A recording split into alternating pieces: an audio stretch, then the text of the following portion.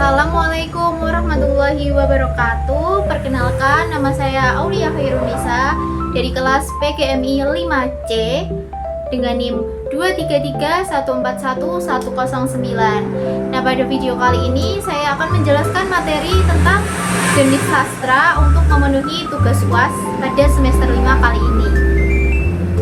Nah, jadi pada kesempatan kali ini saya akan menjelaskan materi mengenai jenis-jenis sastra. Nah, sebelum masuk ke jenis-jenisnya, kita harus tahu dulu nih, apa itu sastra. Jadi sastra adalah karya seni yang menggunakan bahasa sebagai media untuk menyampaikan pengalaman, gagasan, perasaan, dan imajinasi penulis.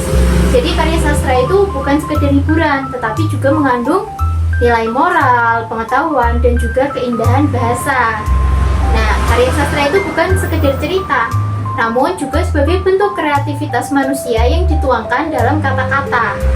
Nah, kemudian untuk jenis-jenisnya yaitu dibagi dengan berbagai macam.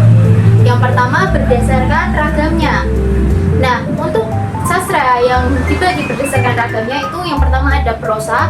Jadi, prosa itu adalah karya sastra yang menggunakan bahasa bebas seperti bahasa sehari-hari dan tidak terikat rima maupun irama. Contohnya yaitu cerpen, novel, dan lain sebagainya. Kemudian ada puisi. Nah, puisi ini adalah karya sastra yang menggunakan bahasa yang indah, terikat oleh rima dan bait, kemudian juga mengandung makna yang padat. Jadi puisi itu sering menggunakan ragam bahasa untuk memunculkan nilai keindahan. Contohnya yaitu syair, kemudian pantun, puisi lama maupun puisi baru. Lalu yang ketiga ada drama. Nah, drama ini merupakan karya sastra yang disampaikan melalui dialog dan juga lakon dari tokoh yang memerankan, dan juga biasanya itu dipentaskan.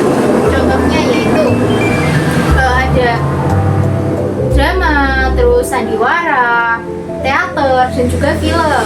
Nah, selanjutnya yaitu jenis sastra berdasarkan periode. Jadi untuk sastra yang berdasarkan periode itu ada dua. Yang pertama ada sastra lama. Nah, sastra lama ini dikembangkan sebelum masuk pengaruh modern ke dalam Indonesia. Biasanya ciri-cirinya itu bersifat anonim, lebih banyak mengandung nilai moral, dan biasanya ada keterkaitan antara dengan kepercayaan dan juga tradisi.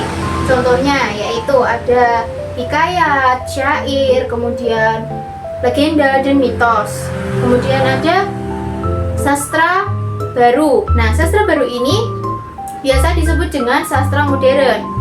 Nah, kalau sastra modern ini biasanya penulisnya jelas, kemudian bahasanya lebih bebas, dan juga biasanya mengangkat realitas kehidupan.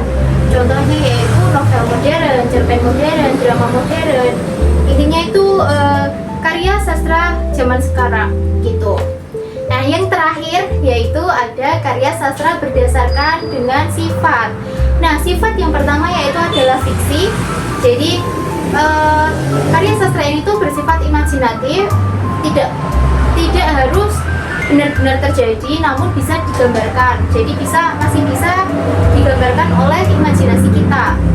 Contohnya yaitu ada dongeng, itu juga termasuk dengan fiksi.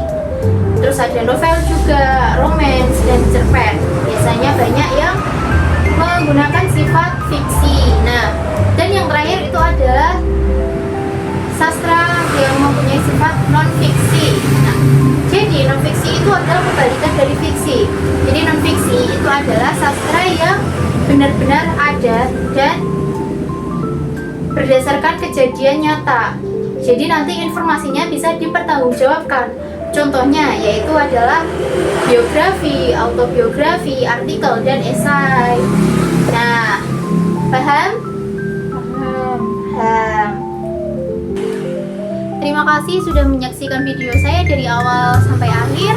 Untuk kurang lebihnya atau kesalahan kata, saya mohon maaf sebesar-besarnya. Wassalamualaikum warahmatullahi wabarakatuh.